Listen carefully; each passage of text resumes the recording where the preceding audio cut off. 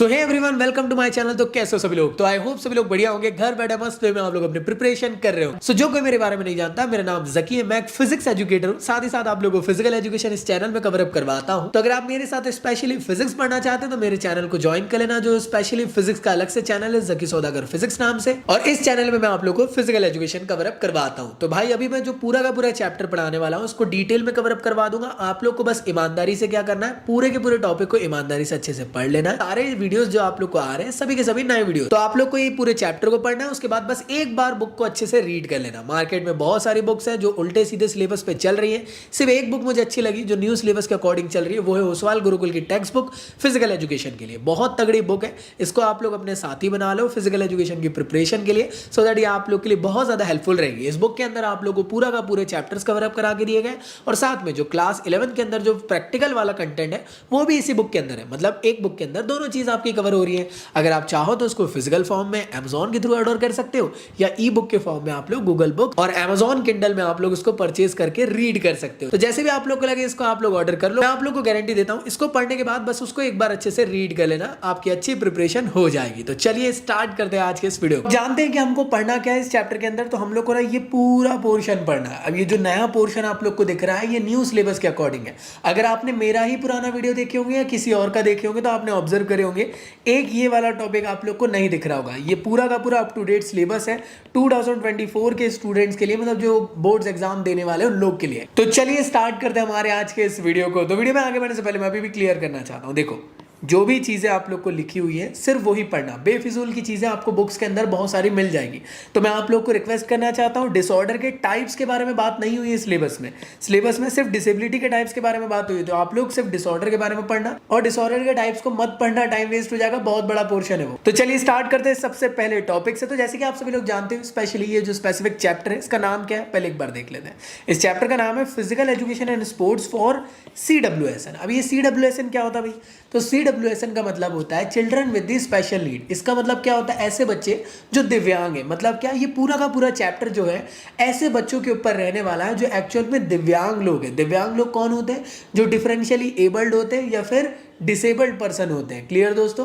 तो याद रखना, आज के मॉडर्न वर्ल्ड में हम लोग डिसेबिलिटी वर्ड ज्यादातर यूज नहीं करते हैं, उसकी जगह पे हम लोग यूज करते हैं डिफरेंशियली एबल्ड पर्सन। समझ में आया सब लोग? तो आप लोग भी हो सके तो इसको ज्यादातर यूज करना। बट यार अब हमारे टॉपिक में बार बार डिसेबिलिटी आएगा, इसलिए मैं बार बार डिसेबिलिटी यूज करूंगा। बट हाँ, तो आप लोग कभी भी किसी दिव्यांग लोग से मिलो तो उनको डिफरेंशियली एबल्ड पर्सन कहना आप लोग, क्योंकि वो एक सही टर्म है जिसके थ्रू आप लोग उनको डिस्क्रिमिनेट नहीं कर पाओगे। क्योंकि डिसेबिलिटी और हैंडीकैप एक ऐसे वर्ड है जो लोगों को डिस्क्रिमिनेट करने का काम करते हैं। क्लियर दोस्तों? तो चलिए बात करते हैं। तो जैसे कि आप सभी लोग जानते हो, आज के इस मॉडर्न वर्ल्ड में हर किसी को ये राइट टू पार्टिसिपेशन है कि वो फिजिकल एजुकेशन में पार्टिसिपेट कर सकता है, स्पोर्ट्स में पार्टिसिपेट कर सकता है और पूरी तरीके से अपना बेस्ट परफॉर्मेंस दिखा सकता है।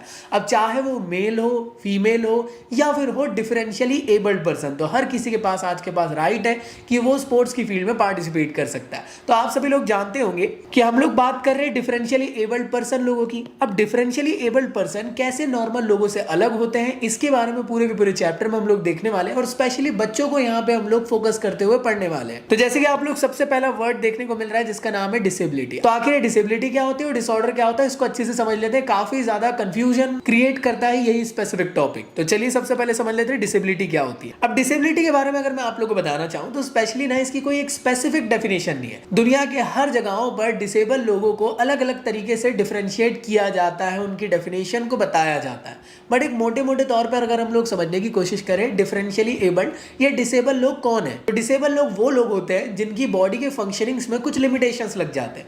मान लो मैं भी ये पेन को इधर से उधर कर पा रहा हूं, अगर मैं डिफरेंशियली एबल्ड रहता तो मेरा हाथ मान लो काम नहीं करता, तो क्या मैं इस हाथ से इस पेन को उठा पाता? नहीं उठा पाता। मतलब क्या, मेरी बॉडी के फंक्शंस में लिमिटेशंस लग गए ना। तो ऐसे लोग जिनकी बॉडी के फंक्शंस में लिमिटेशंस लग जाते हैं या उनकी बॉडी के फंक्शंस में रिस्ट्रिक्शंस लग जाते हैं, उन्हें कहते हैं डिसेबल लोग। तो मेरे ख्याल से तुम लोग को यहां तक क्लियर है। तो आप लोग जैसे ऑब्जर्व कर सकते हो, disability means inability to do work, या in fact it is the state of an individual when he और she can not work efficiently. या मैं कह सकता हूं disability is an impairment that may be cognitive, developmental, intellectually, mental, physical और some combination of these. It is a personal life activity and may be present from the birth. तो अब आप में से काफी सारे लोग कहेंगे कि भैया डिसेबिलिटी क्या बाय बर्थ ही होती है? तो देखो, बाय बर्थ भी हो सकती है। हो सकता है कि कुछ ऐसी प्रॉब्लम्स आ गई हो ग्रोथ एंड डेवलपमेंट में उस बच्चे के अंदर, तो हो सकता है बाय बर्थ उसके साथ प्रॉब्लम हो जाए। भैया क्या ये बाद में भी हो सकता है? हाँ जी, ये बाद में भी आप लोग को देखने को मिल सकता है। कब देखने को मिल सकता है?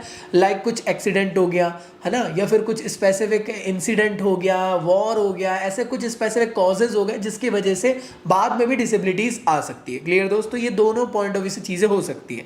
तो अगर आप चाहो तो ये वाली डेफिनेशन कोट करके आना एग्जाम में। तो disability is the functional limitation और restriction of an individual ability to perform the activities. तो मेरे ख्याल से तुम लोग को डिसेबिलिटी तो समझ में आया। अब आप लोग कहोगे कि डिसेबिलिटी बहुत सारे टाइप की हो सकती है, लाइक फिजिकल डिसेबिलिटी हो सकती है, कॉग्निटिव डिसेबिलिटी हो सकती है, इंटेलेक्चुअल डिसेबिलिटी हो सकती है। इसमें एक और टाइम लिखा हुआ है, वो है मेंटल डिसेबिलिटी।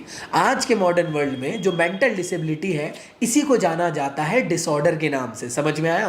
तो ये काफी बड़ा डिफरेंशिएट कर देता है। तो डिसऑर्डर क्या है? तो डिसऑर्डर एक किस्म का मेंटल लिमिटेशंस लग जाना आपकी बॉडी के फंक्शनिंग में, वो कहलाता है डिसऑर्डर। मतलब क्या, जितने भी लोग आप देखते हो जिनको ब्रेन रिलेटेड कोई प्रॉब्लम है, चाहे वो एबनॉर्मल हो, चाहे वो चीजों को भूल जाते हो, चाहे उनके साथ कुछ एग्रेशन वाला बिहेवियर आ चुका है उनके माइंड को मैनिपुलेट होने के बाद, या हो सकता है उनको कोई बाइपोलर डिसऑर्डर हो चुका हो। एक सिंपल लैंग्वेज में अगर मैं समझाऊं आप लोग को, वैसे तो नहीं कहना चाहिए ऐसा, और मैं आप लोग से भी रिक्वेस्ट करना चाहता हूं कि कभी भी आप लोग एक स्पेसिफिक वर्ड जो पागल वर्ड है उसको यूज मत किया करो। वही स्पेसिफिक वर्ड डिसऑर्डर को कहलाता है। क्लियर दोस्तों? तो डिसऑर्डर जो है एकदम हटकर पूरा का पूरा डिसेबिलिटी का एक पार्ट है, तो इस वजह से इसको एक अलग फॉर्म में हम लोग पढ़ते हैं। क्लियर दोस्तों? तो डिसऑर्डर और डिसेबिलिटी के अंदर एक मेजर डिफरेंस आप लोग को देखने को मिलता है। देखो सुनो, डिसऑर्डर ही डिसेबिलिटी है, बट मेंटल डिसेबिलिटी का फॉर्म डिसऑर्डर कहलाता है। अब काफी लोग कहेंगे कि भैया ये परमानेंट होता है या वो टेम्परेरी होता है, वो टेम्परेरी है ये परमानेंट। तो मेनली याद रखना, डिसेबिलिटी जो है वो परमानेंट होता है। अगर किसी को डिसेबिलिटी हो जाए तो वो हमेशा के लिए डिसेबल रहेगा, मतलब वो ठीक नहीं हो पाएगा। लेकिन जो डिसऑर्डर है इसमें क्या होता है ना, ये परमानेंट टाइम के लिए होता है। अगर आप में से किसी के यहाँ पे किसी को बाइपोलर डिसऑर्डर होगा तो आप देखते होंगे कि एक मैनिक फेस आता है या डिप्रेशन वाला फेस आ जाता है। कुछ टाइम तक के वो लोग डिप्रेस रहते हैं, फिर वो ठीक हो जाते हैं। कुछ टाइम तक के वो लोग मैनिक फेस में रहते हैं, मतलब एग्रेसिव वाले फेस में रहते हैं, फिर नॉर्मल हो जाता है। तो ये चीजें ना ठीक होते रहती है, फिर आते रहती है।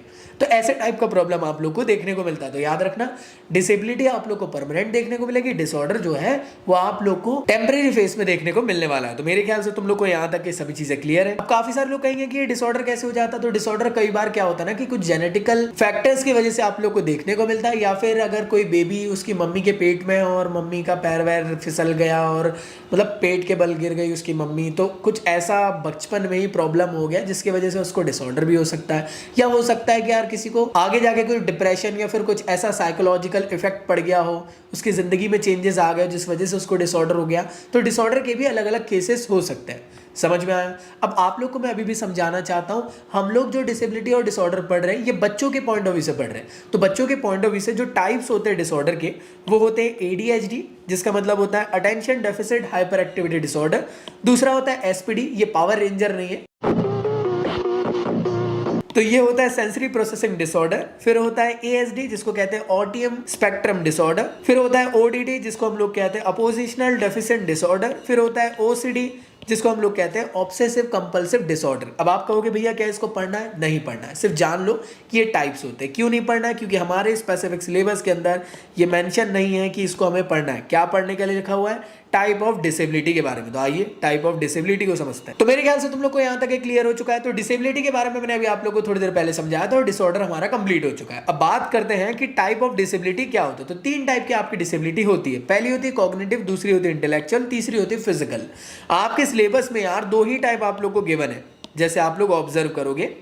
तो यहाँ पे देखो इंटेलेक्चुअल डिसेबिलिटी और फिजिकल डिसेबिलिटी। अब ये जो स्पेसिफिक इंटेलेक्चुअल डिसेबिलिटी होती है इसको हम लोग सोशल डिसेबिलिटी भी कहते हैं। मतलब क्या कि सोसाइटी के अंदर अगर मैंने कहा कि यार आप डिसीजन लीजिए कि ये जो शुक्ला जी कर रहे हैं अपने घर के बाहर कचरा फेंक रहे, क्या ये सही है?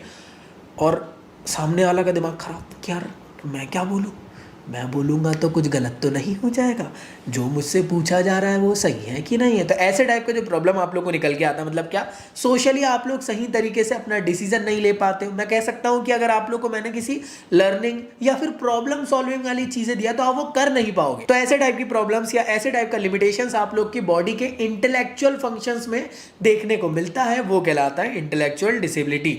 इसको हम लोग सोशल डिसेबिलिटी भी कहते हैं। अब भाई आप बोलोगे कि भैया छोटे बच्चों के अंदर देखने को मिलता है, है? हाँ जी, बिल्कुल देखने को मिलता है। आप देखते होंगे ना, छोटे बच्चों को आप मिलाते होंगे, अरे मिलिए मामा जी हैं बेटा, हाय करो, वो बच्चा रोने लग गया है ना, वो घुल मिल नहीं पाता। बहुत कम ही ऐसे बच्चे रहते हैं जो हर किसी के साथ घुल मिल पाते हैं। तो जो छोटे बच्चे रहते हैं उनके अंदर मेनली ये देखने को मिलता है, लेकिन ये धीरे धीरे करके ठीक भी हो जाता है लगभग 18 की उम्र के बाद। अब नेक्स्ट होता है फिजिकल डिसेबिलिटी। बेसिक सी बात है यार कि अगर आप लोग चल रहे हो, कर रहे हो, आप लोग तो नहीं यार, मान लो कोई इंडिविजुअल पर्सन है, वो कुछ कर रहा धर रहा है या बाइक चला रहा है ना, स्टंट मारने की कोशिश कर रहा है और गलती से गिर गया, उसके पैर में चोट लग गई, डॉक्टर ने कहा कि भाई पैर काटना पड़ेगा। तो अब हुआ क्या, स्पेसिफिकली उसका लिम्ब जो था उसको कट करना पड़ा। अब हुआ क्या कि भाई वो जो चल कर पा रहा था, बाइक चला पा रहा था या पैर के थ्रू जो भी काम कर रहा था, उसमें बॉडी के अंदर रिस्ट्रिक्शंस लग गए ना। हाँ जी, तो डिसेबिलिटी के अंदर याद रखना, डिसेबिलिटी सिर्फ फिजिकल डिसेबिलिटी नहीं होता है, इसके अलावा कॉग्निटिव और इंटेलेक्चुअल भी होता है। और फिजिकल का मतलब क्या होता है, जब बॉडी के फिजिकल फंक्शनिंग में रिस्ट्रिक्शंस लग जाना, वो कहलाता है फिजिकल डिसेबिलिटी। तो मेरे ख्याल से तुम लोग को यहाँ तक ये चीजें क्लियर है। तो जितने भी टाइप के आप लोग को मोबिलिटी रिलेटेड फंक्शंस देखने को मिलते हैं, उसमें अगर रिस्ट्रिक्शन लग जाएगा तो वो फिजिकल डिसेबिलिटी होगा। इसी के साथ साथ अगर आपकी बॉडी के अंदर कोई सेंसर्स के अंदर कुछ प्रॉब्लम्स आ जाए, सेंसर इंपेयरमेंट हो जाए,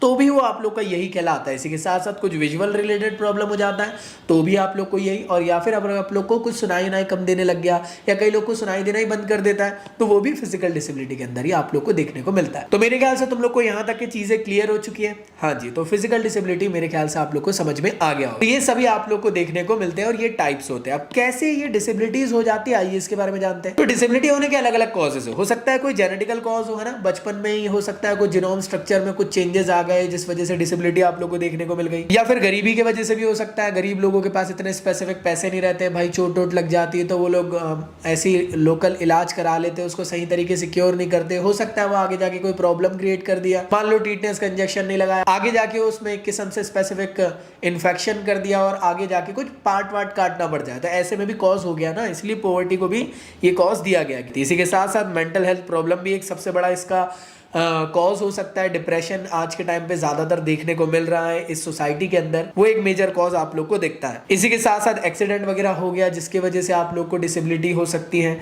और माल न्यूट्रिशन की वजह से भी आप लोग को हो सकता है, क्योंकि खान पान में अगर स्पेसिफिकली न्यूट्रिएंट की कमी रहेगी, चाहे मैक्रो या माइक्रो न्यूट्रिएंट की, तो हो सकता है आप लोग का प्रॉपर डेवलपमेंट बॉडी का ना हो पाए। क्लियर दोस्तों, तो ये भी एक काफी इंपॉर्टेंट प्रोसेस होती है, इसके बारे में याद रखना। इन सब की वजह से आप लोग को डिसेबिलिटी देखने को मिल सकती है। इसके अलावा आप में से काफी सारे लोग पूछ रहे थे कि भैया नोट्स के लिए क्या करना है, तो प्रीमियम नोट्स क्लास 11 के लिए भी डिजाइन कर दिए गए 2024-2025 के लिए। तो अगर आप मेरे प्यारे प्रीमियम नोट रिवीजन के पॉइंट ऑफ व्यू से आप लोग चाहते हो, तो वो नोट्स आप लोग को डिस्क्रिप्शन में मैंने पिन कर दिया हूं, सेकंड नंबर की लिंक, जहां पे आप लोग को मेरे प्रीमियम नोट्स क्लास 11 की मिल जाएंगे। वहां पे जाके आप लोग मेरे प्लेटफॉर्म की वेबसाइट या एप्लीकेशन से उसको डाउनलोड कर सकते हैं। और अभी चल रहा है स्पेशल डिस्काउंट, तो आप लोग P30 कोड यूज करके इसको डाउनलोड कर सकते हो, प्रिंट आउट करा के अपनी तगड़ी प्रिपरेशन कर सकते हैं। तो बुक और नोट्स दोनों के बारे में अब मैंने बता दिया, तो बार बार पूछना नहीं मुझसे। अगला टॉपिक है आप लोग का डिसेबिलिटी एटिकेट्स। एटिकेट्स का मतलब क्या होता है, आपको बचपन में सिखाया जाता होगा, खाना खाने से पहले हाथ धोकर खाना खाओ, है ना, खाना खाने के बाद फिर हाथ धो, घर में अगर आप एंटर करते हो तो शूज वगैरह बाहर उतारो, इस तरीके की कुछ चीजें आप लोग को बचपन में सिखाई गई होगी। तो एटिकेट्स क्या होती है, एक किस्म से गाइडलाइंस होती है कि आप लोग को कुछ अच्छे अच्छे काम करना है, ये स्पेसिफिक। ऐसे ही डिसेबिलिटी एटिकेट्स क्या होता है, डिसेबिलिटी एटिकेट्स का मतलब कि जब भी आप लोग किसी भी डिसेबल पर्सन से मिलो तो किस तरीके की गाइडलाइंस आप लोग के लिए होनी चाहिए, जिससे कि आप लोग उनको ऐसे ट्रीट कर सको जैसे कि वो एक नॉर्मल इंसान है। क्लियर दोस्त, क्योंकि कई बार क्या होता है ना, जब भी आप लोग किसी भी डिसेबल पर्सन से मिलोगे तो आप लोगों ने उसको एकदम, समझ रहे हो ना मेरी बात, उस निगाहों से देखोगे कि यार बेचारे के साथ क्या हो गया। अब लेकिन आप तो अच्छे के लिए सोच रहे हो, बट जो डिसेबल पर्सन है उसको ऐसा लगेगा कि यार सभी के सभी लोग मुझे एक अलग निगाहों से देख रहे हैं, हो सकता है सब लोग मुझे डिस्क्रिमिनेट कर रहे हैं क्योंकि हो सकता है मैं डिसेबल हो चुका हूं। समझ में आया कि नहीं? तो हम लोग जब भी डिसेबल पर्सन से मिले तो कुछ ऐसे मिले कि उनको ऐसा लगे कि यार हम लोग उनके साथ एक नॉर्मल पर्सन के जैसे बिहेव कर रहे हैं। तो आइए जानते हैं कुछ ऐसे डिसेबिलिटी एटिकेट्स के बारे में, जब भी आप लोग को उनसे मिलना है तो क्या क्या आप लोग को गाइडलाइंस रखना है। सबसे पहले चीज, तो जब भी आप उनसे मिलोगे तो हैंडशेक जरूर करें। वो बहुत अच्छा ग्रीट का एक मेथड आप लोग को देखने को मिलता है। हो सकता है अगर किसी के लिम्स वगैरह कटे हुए तो आप लोगों को कुछ अलग वे में ग्रीट करने। इसी के साथ साथ मैंने आप लोग को समझाया कि यार कभी भी आप लोग उनको डिसेबल पर्सन ना कहे, डिफरेंशियली एबल पर्सन के थ्रू कहने की कोशिश करें। इसी के साथ साथ जब भी आप डिसेबल पर्सन से मिलो तो हमेशा असिस्टेंस प्रोवाइड करने की कोशिश मत करो। अब कोई व्हील चेयर में तो बेफिजूल आप आकर व्हील चेयर उनको घुमाने लग गए, भाई अगर उनको लगता कि वो खुद से कर लेंगे तो उनको करने दो। अगर वो ऑफर कर रहे हैं आप लोगों की भाई प्लीज यार थोड़ी मेरी हेल्प कर दो, तभी करें। क्लियर दोस्त? फिर ऐसे में उनको ये लगेगा कि यार मैं तो यार हर किसी के ऊपर मतलब एक किस्म से निर्भर सा हो चुका हूं। इसी के अलावा जब भी आप लोग किसी भी एडल्ट डिसेबल पर्सन से मिलो तो आप उसको एडल्ट की तरह ही ट्रीट करो। क्लियर है? बच्चे की तरह ट्रीट मत करो। क्लियर दोस्त? इसके अलावा जब भी आप लोग किसी भी पर्सन से मिलो तो हमेशा एड्रेस करो कि आप कौन हो, कहां से आए हो। मान लो कोई डिसेबल पर्सन ऐसा है जो ब्लाइंड है, क्लियर दोस्तों, आप उनको याद दिलाने की कोशिश करो मैं आप लोग से लास्ट टाइम मिला था, यहाँ मिला था, उनको याद कराने की कोशिश करने की कोशिश करो। और जब भी डिसेबल पर्सन ऐसे जो कि ब्लाइंड पर्सन है आप उनसे बात करके जाना चाह रहे हो तो उनकी परमिशन लेकर जाओ कि चलिए भाई मैं जा रहा हूँ। सोचा आप चलेगा और वो बात कर रहे तो अच्छा नहीं लगेगा ना ऐसे में। इसी के साथ साथ कोई हो सकता है कि ऐसा पर्सन हो जिसको सुनाई नहीं देता हो तो आप हैंडशेक करने की कोशिश करो। मान लो आपको नहीं आते साइन लैंग्वेज, बट हाँ कोशिश करो आप साइन लैंग्वेज के थ्रू उनसे बात करने की। और जब भी आप लोग किसी भी व्हील चेयर पर्सन से मिलने की कोशिश करते हो तो एकदम ऐसा नहीं कि आप झुककर एकदम उनके ऊपर ही व्हील चेयर पे ही चढ़ जाए, गलत बात है भाई। आप नॉर्मली बात करने की कोशिश करो। इसी के साथ साथ आप लोग को कभी भी उनके पास्ट के बारे में नहीं पूछना है कि उनके साथ ऐसा क्यों हुआ, क्योंकि वो उस चीजों से बाहर निकले यार। सोचो यार उनकी जिंदगी में कितना ज्यादा ट्रॉमा बन गया होगा। हो सकता है किसी के एडल्ट की जिंदगी में अगर उसके पैर चले गए उसकी जिंदगी से तो उसके आने वाली जिंदगी में उसको हमेशा से यही लगेगा कि अब तो मैं पूरी तरीके से खत्म हो चुका हूँ। मान लो उसके घर वालों ने उसको धीरे धीरे करके इन चीजों से बाहर निकाले और आप लिए दिए उनके पास्ट के बारे में पूछोगे तो गलत मतलब वो जाएगा एक किस्म से। तो आप लोग को कोशिश करना है कि उनके पास्ट के बारे में नहीं पूछना है। तो ये सभी कुछ आप लोग को एटिकेट्स होते हैं। इसके अलावा और भी ढेर सारे एटिकेट्स हो सकते हैं। तो आप लोग से एक छोटी सी रिक्वेस्ट है कि आप लोग मुझे कमेंट बॉक्स में बताएं कि आप लोग को क्या लगता है कि और किस एटिकेट्स को हम लोग को फॉलो अप करना चाहिए जिससे कि डिसेबल लोग को ये लगे कि हम उन लोगों को इक्वली ट्रीट कर रहे हैं। तो कौन से ऐसे एटिकेट्स और होने चाहिए मुझे कॉमेंट बॉक्स में आंसर करके जल्दी बताएं, मैं सभी का आंसर जरूर देखूंगा। अगला टॉपिक होता है हमारा एडेप्टिव फिजिकल एजुकेशन। देखो बेसिक फिजिकल एजुकेशन पढ़ लिए। फिजिकल एजुकेशन क्या है? ऐसे टाइप का प्रोग्राम जिसके अंदर कोई भी इंडिविजुअल पर्सन अगर पार्टिसिपेट करता है तो उसका ओवरऑल डेवलपमेंट होगा, चाहे उसका मेंटल, इमोशनल, फिजिकल सभी टाइप का डेवलपमेंट आप लोग को देखने को मिलता है। अब आप कहोगे कि अच्छा भैया जो फिजिकल एजुकेशन अभी पढ़े थे वो स्पेसिफिकली नॉर्मल लोग के लिए था। अब ऐसे लोग जो डिसेबल पर्सन है उनके लिए फिजिकल एजुकेशन किस तरीके से इवॉल्व हो सकता है? तो उनके लिए फिजिकल एजुकेशन लेकर आया गया है एडेप्टिव फिजिकल एजुकेशन के फॉर्म में।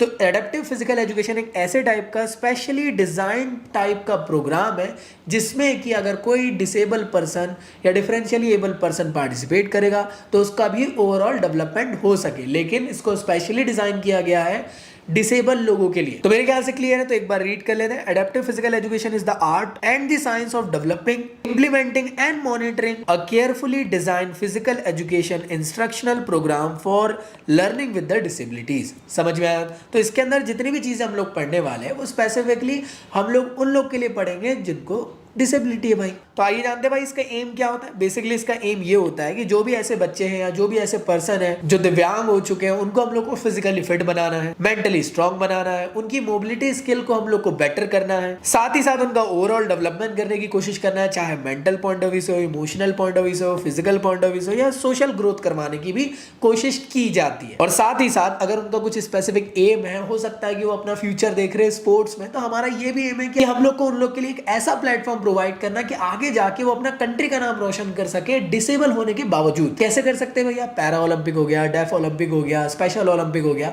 इसमें डिसेबल पर्सन लोग पार्टिसिपेट करते हैं वह इंटरनेशनल लेवल पे, तो इंडिया के लिए रिप्रेजेंट कर सकते हो भाई। तो एक बहुत ही ज्यादा अच्छी अपॉर्चुनिटी रहेगी उन लोगों के लिए भी इसके थ्रू। अब क्या ऑब्जेक्टिव होता है भाई एडेप्टिव फिजिकल एजुकेशन का? इसका मेन ऑब्जेक्टिव ये होता है कि आप मोटर स्किल डेवलप करवा सको उनके अंदर। मतलब क्या मोटर स्किल का मतलब हो सकता है? सो दैट उनका जो बॉडी का मूवमेंट है वो सही तरीके से हो सके और उनके जो बाकी के बॉडी पार्ट्स है वो सही तरीके से फंक्शनिंग कर सके।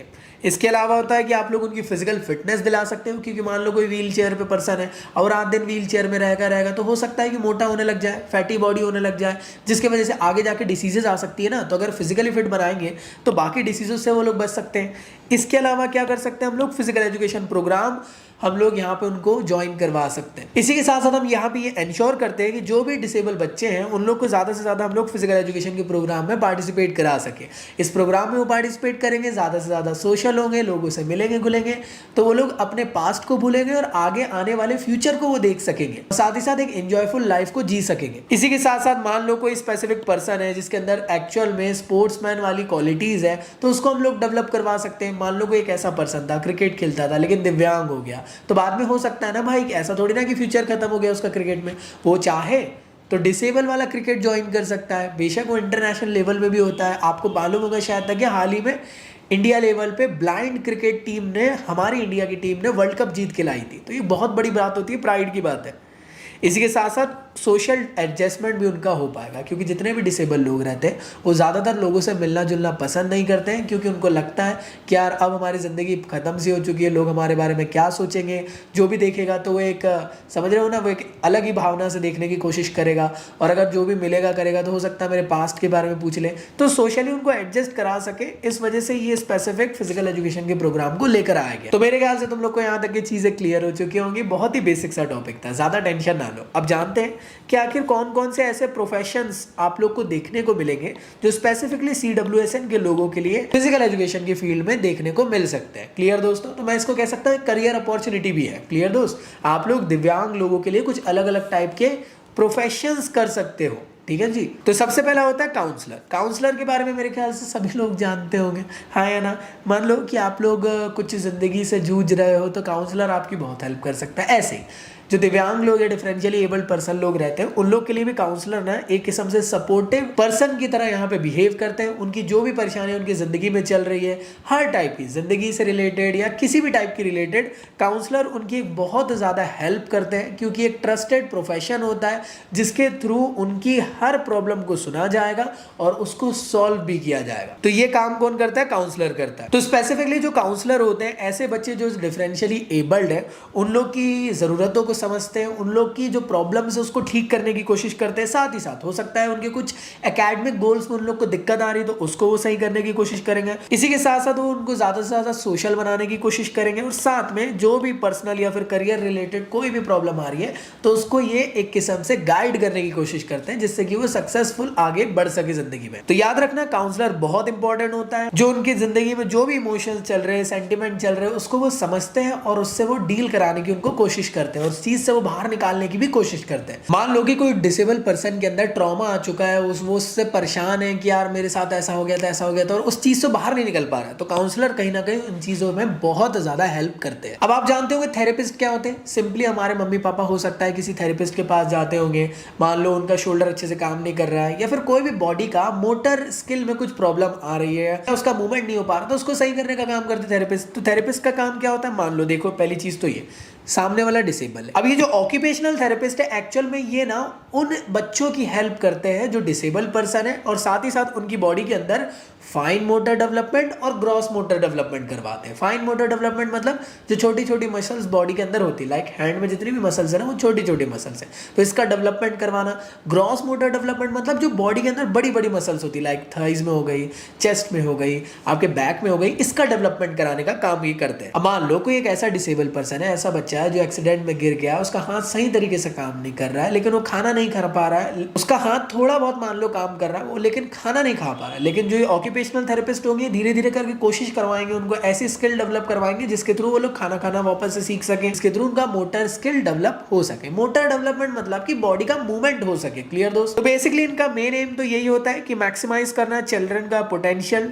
सो दैट वो हर एक्टिविटी में पार्टिसिपेट कर सके डिसेबल होने के बावजूद। अगर उसके बॉडी का फंक्शनिंग होना चालू हो जाएगा थोड़ा बहुत, तो कहीं ना कहीं वो फिजिकल एक्टिविटीज में पार्टिसिपेट कर पाएगा, तो उसके लिए जिंदगी का एक बहुत इंपॉर्टेंट पार्ट ये होता है। तो ये ऑक्यूपेशनल थेरेपिस्ट इसको सही कर सकते हैं, तो ये काफी इंपॉर्टेंट प्रोफेशन देखने को मिलता है। अगला होता है आप लोग का फिजियोथेरेपिस्ट। अभी फिजियोथेरेपिस्ट के बारे में भी शायद आप लोगों ने सुने होंगे। तो इसका मेन रोल क्या होता है? To manage the children with the movement disorder. तो बेसिकली ये टीच करते हैं कि कैसे यार बैलेंस बना के अपनी बॉडी का रखना है, मूवमेंट में आप लोग को फॉलोअप करना है। कोई डिसेबल पर्सन है, खड़ा भी नहीं हो पा रहा सही तरीके से, गिर जा रहा है ना, चल नहीं पा रहा है, बैठ नहीं पा रहा है, ऐसे टाइप की कुछ प्रॉब्लम्स हो रही, तो उसको ठीक करने के लिए काफी ज्यादा हेल्प करते हैं। तो डिफरेंट टाइप की एक्सरसाइजेस ये करवाते हैं, सो दैट अगर बॉडी के अंदर कोई भी डिफॉर्मिटीज आ गई है, पोस्चर की भी अंदर भी डिफॉर्मिटीज आ गई है, तो ये उसको ठीक करने की कोशिश करवाते हैं। तो बहुत ही इंपॉर्टेंट ये एक किस्म का प्रोफेशन है जो एक्चुअल में बॉडी के मूवमेंट और फंक्शंस पे काफी ज्यादा रिसर्च करता है, जिसके थ्रू स्पेसिफिकली बॉडी का बैलेंस डेवलप हो सके, या बॉडी के अंदर जिस भी टाइप की जो प्रॉब्लम्स क्रिएट हो रही है फिजिकल मोबिलिटी के अंदर, पोस्चर के अंदर, उसको ये सही कर सके। तो याद रखना इनके पास ढेर सारी टेक्निक्स होती है जिसके थ्रू ये सब ठीक किया जा सकता है, लाइक मसाज करवा के, एक्सरसाइज करके, या इलेक्ट्रोथेरेपी के थ्रू,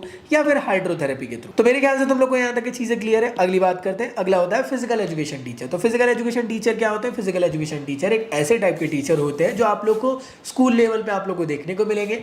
इनका स्पेशली काम क्या होता है कि सभी बच्चों को फिजिकल एजुकेशन के बारे में ज्यादा से ज्यादा सिखाना और पार्टिसिपेट करवाना स्पोर्ट्स एक्टिविटी में। और जो भी स्पेशली अगर कोई स्कूल के अंदर दिव्यांग बच्चा है उसके लिए भी स्पेशली ख्याल रख सके। हर बच्चों के लिए आप देखो, बाकी बच्चों के लिए जो भी एक्टिविटीज हो रही है क्या वो इस स्पेसिफिक बच्चे के लिए हो सकती नहीं हो सकती है ना यार भाई। उसके अंदर तो बॉडी के अंदर कोई लिमिटेशंस लग गए। मान लो वो व्हील चेयर वाला पर्सन है, क्या वो फुटबॉल साथ में खेल पाएगा? नहीं। तो वो उसके लिए कुछ ऐसी एक्टिविटीज परफॉर्म कराएगा सो दैट उसका भी बॉडी का डेवलपमेंट हो सके और वो भी चीजों को एक्चुअली इंजॉय कर सके। तो याद रखना इनका बहुत इंपॉर्टेंट काम होता है। अब मान लो किसी के अंदर यार स्पीच रिलेटेड, लैंग्वेज रिलेटेड, बोलने में अगर कोई दिक्कत आ रही है, हकला रहे हैं या फिर बोल नहीं पा रहे हैं या कुछ ऐसा डिसऑर्डर हो गया जिस वजह से ना वो लकवा वगैरह लग जाता है, आपको पता होगा। तो उस टाइम पे ना यार जब वापस रिवाइव होते ना मान लो तो फिर ठीक नहीं हो पाते, बोल नहीं पाते सही तरीके से। तो उन सबको ठीक करने का काम, ट्रीट करने का काम, specially speech and language disorder वाले रिलेटेड को ठीक करने का काम स्पीच थेरेपिस्ट का होता है। तो जितने भी बच्चों को साउंड प्रोड्यूस करने में दिक्कत आती है ये पूरी तरीके से हेल्प करने की कोशिश करते हैं। अब इनके पास ना अलग अलग तरीके होते हैं इसको ठीक करने के। या तो हो सकता है वो बुक रीड करने को कहने को बोलेंगे उनको, या हो सकता है कुछ गेम्स वगैरह ऐसे खिलाए जो कम्युनिकेशन रिलेटेड हो, जिसकी वजह से यार उनके अंदर ना लैंग्वेज की स्किल का डेवलपमेंट हो पाता है। तो ये बहुत इंपॉर्टेंट आप लोग को पर्सन देखने को मिलेंगे। कई छोटे बच्चों के अंदर भी ये प्रॉब्लम्स आप लोग को बाय बर्थ देखने को मिलती है, ठीक है ना। तो ये चीजें ठीक हो सकती है स्पीच थेरेपिस्ट के थ्रू। तो आई होप तुम लोग को यहाँ तक के सारा चीज क्लियर हुआ। इसके बाद होता है स्पेशल एजुकेटर। देखो स्पेशल एजुकेटर का मतलब क्या? एक ऐसे टाइप का स्पेशल पर्सन जो दिव्यांग बच्चे हैं उनके ओवरऑल डेवलपमेंट को कराने का काम है। मतलब एक किस्म समझ लो पर्सनल आपने अपने घर पे रख लिए कि यार हमारे घर पे इनको प्रॉब्लम है, तो एक स्पेशल एजुकेटर बुला ली जो उसका पूरा ख्याल रखेंगे। ये उनको हर टाइप की चीजों को टीच करने की कोशिश करेंगे, मोटर डेवलपमेंट करवाने की कोशिश करेंगे, खेल कूद कराने की कोशिश करेंगे, साथ ही साथ उनकी जिंदगी को जॉयफुल बनाने की कोशिश करने का काम ये लोग करते हैं। क्लियर दोस्तों? तो ये स्पेसिफिक टाइप के टीचर होते हैं, क्लियर दोस्त, जो आपने पर्सनली बुला कर रखे और कुछ भी नहीं। या मैं मान सकता हूँ कि स्कूल में, मान लो स्कूल जो पूरा का पूरा दिव्यांग बच्चों के लिए, तो आपने क्या सोचे कि यार एक काम करते बड़े शहर से कोई एक ऐसे पर्सन को बुलाते जो बहुत ज़्यादा स्किलफुल हो ऐसे बच्चों को ट्रीट करने के लिए, ऐसे बच्चों के डेवलपमेंट करवाने के लिए। तो कई स्कूल्स के टीचर्स जो रहते हैं वो रिक्रूट करते हैं स्पेशल एजुकेटर को जिनके पास काफ़ी ज़्यादा हद तक के नॉलेज होता है CWSN के लोगों के लिए। क्लियर दोस्तों? आप अपने घर पे स्पेशली भी इनको रिक्रूट कर सकते हो अगर आपके घर में किसी को प्रॉब्लम है ऐसा, या स्कूल लेवल पे भी इनको रिक्रूट किया जाता है। क्लियर दोस्तों?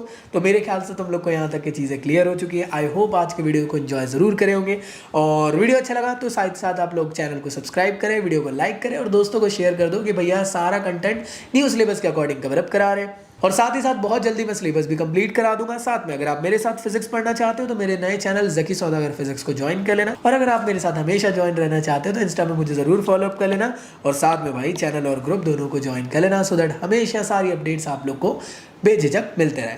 तो चलिए एंड करते हैं आज के इस वीडियो को। कैसा लगा वीडियो मुझे कॉमेंट बॉक्स में बताना। नया वीडियो लेकर बहुत जल्दी आने वाला हूँ, जब तक के लिए गुड बाय।